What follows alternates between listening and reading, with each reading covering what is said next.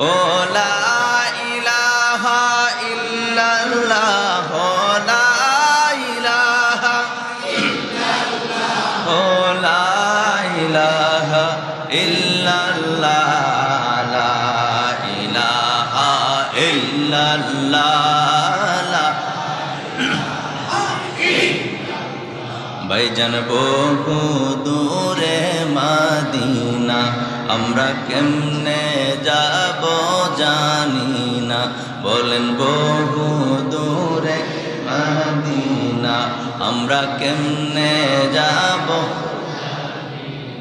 দয়া করেন দয়াল আল্লাহ দয়া করেন লা নসিব করেন মদিনা জিকির লা ইলাহা ইল্লাল্লাহ লা ইলাহা ইল্লাল্লাহ ও লা ইলাহা ইল্লাল্লাহ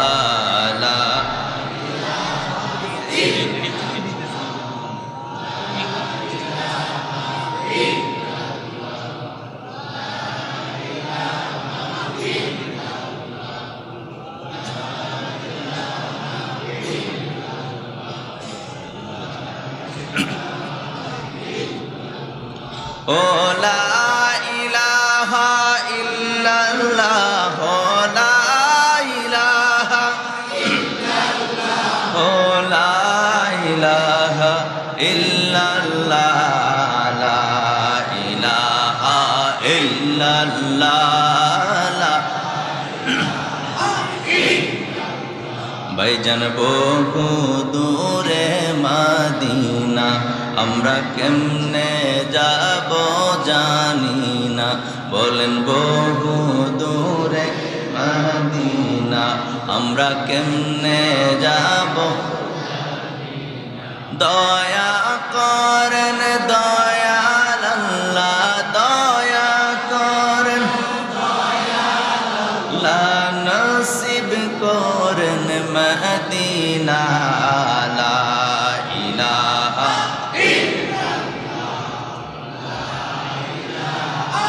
ইল্লাল্লাহ লা ইলাহা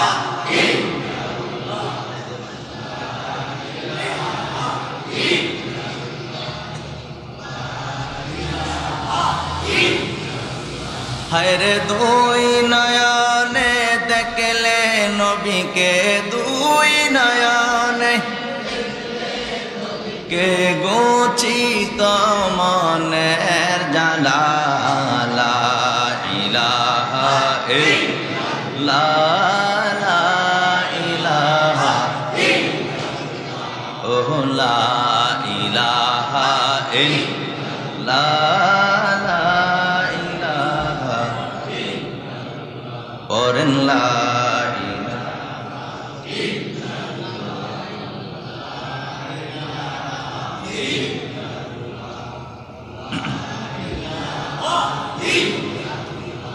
লা ইলাহা ইল্লাল্লাহ মুহাম্মাদুর রাসূলুল্লাহ সাল্লাল্লাহু আলাইহি ওয়াসাল্লাম সকলে পড়ি আলহামদুলিল্লাহ মুমিন মুসলমান সবাই মিলে পড়ি দরুদ সাজাই নবীর প্রেম বাগান আল্লাহুম্মা সাল্লি আলা সাইয়্যিদিনা মাওলানা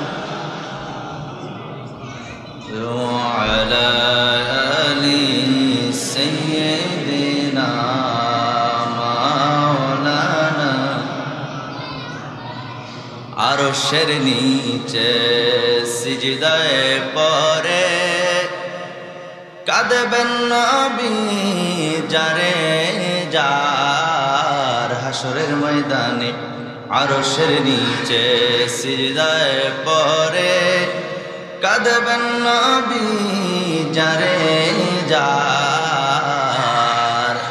মাফ করে দাও হে আল্লাহ, উম্মত আমার গুনাহগার। আল্লাহুম্মা সাল্লি আলা মাওলানা মুহাম্মদ ওয়া আলা মাওলানা। আর জবান খুলে উচ্চ কণ্ঠে পড়ি আলহামদুলিল্লাহ।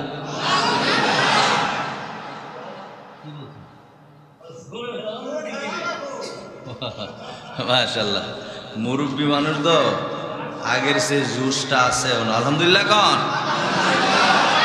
ঐতিহ্যবাহী টুকচানপুর জামে মসজিদ ও মাদ্রাসার উদ্যোগে বার্ষিক ওয়াজদার মাহফিলের সম্মানিত সভাপতি হযরত মাওলানা মুহাম্মদ আতিকুর রহমান মকবুল সাহেব মাদ্দাজিল্লুল আলী বারাকাল্লাহ। আলহামদুলিল্লাহ করলেন।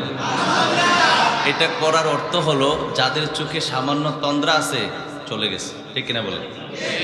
গেছে নি? আল্লাহ আমাদের কবুল করুক, করে না। আমি পবিত্র কালামুল্লাহ শরীফ থেকে একখানা আয়াতে কারিমা তেলাওয়াত করেছি। ইনশাআল্লাহ এর উপরে কিছুক্ষণ কথা বলে আমি আমার আলোচনা গুছিয়ে ফেলবো। আমার সাথে সকলে পড়ুন, আউযু বিল্লাহি মিনাশ শাইতানির পারবো? পড়েন, বিসমিল্লাহির রহমানির রহিম। ভাইরা আমার, বন্ধুরা আমার, প্রারম্ভে একটু কথা বলি। আমি আসলে অনেক দূরে দূরে প্রোগ্রাম করে আপনাদের দোয়ার বরকতে আপনাদের টাঙ্গাইলে আসছি প্রথম। টাঙ্গাইলে আমি আসলে কিন্তু আর মাহফিল করিনি, যেটা সত্য। হয়তো আজকের পরে আবার আপনার অন্য কেউ আহ্বান করতে পারেন অথবা নাও করতে পারেন, ওইটা আমি কখনো আশা করি না। কিন্তু ঢাকাতে আসার পরে যে জ্যাম পড়ছে, আপনি ঢাকাতে দেখছেন গতকালকে মারামারি হয়েছে কিনা? কে বা কারা করছে আমার দরকার নাই, আপনারা জানেন তো। এগুলো সহ বিভিন্ন কারণে, আবার দিনটা ছিল বৃহস্পতিবার, সব মিলিয়ে অনেক জ্যাম রাস্তার মধ্যে। এই জ্যামে পড়া একদম ক্লান্ত হয়ে গেছি, হঠাৎ করে দুর্বল হয়ে পড়েছি। কথা বুঝাইতে পারছি? এই জন্য একটু রেস্ট নিয়েছি। আমার বন্ধুবর মাওলানা লোকমান হুসাইন সাহেবকে বলছি আপনি একটু আলোচনা করেন। উনি আলোচনা করেছেন, আমি একটু বিশ্রাম নিয়েছি। কথা বুঝতে পারছেন? আপনাদের দোয়া থাকলে ইনশাআল্লাহ সামনের দিকে আলোচনা চলবে, কি বলেন? তো এই জন্য আমি বলছিলাম যে একটু রেস্ট নিয়েছি, একটু চা দিয়ে নিই। যদি কর্তৃপক্ষের হয়তো ব্যবস্থা ছিল, আমি মাইন্ড করি না, ওরকম যা হওয়ার হয়ে গেছে, একটু খেয়ে নিই। হ্যাঁ, কি বলেন?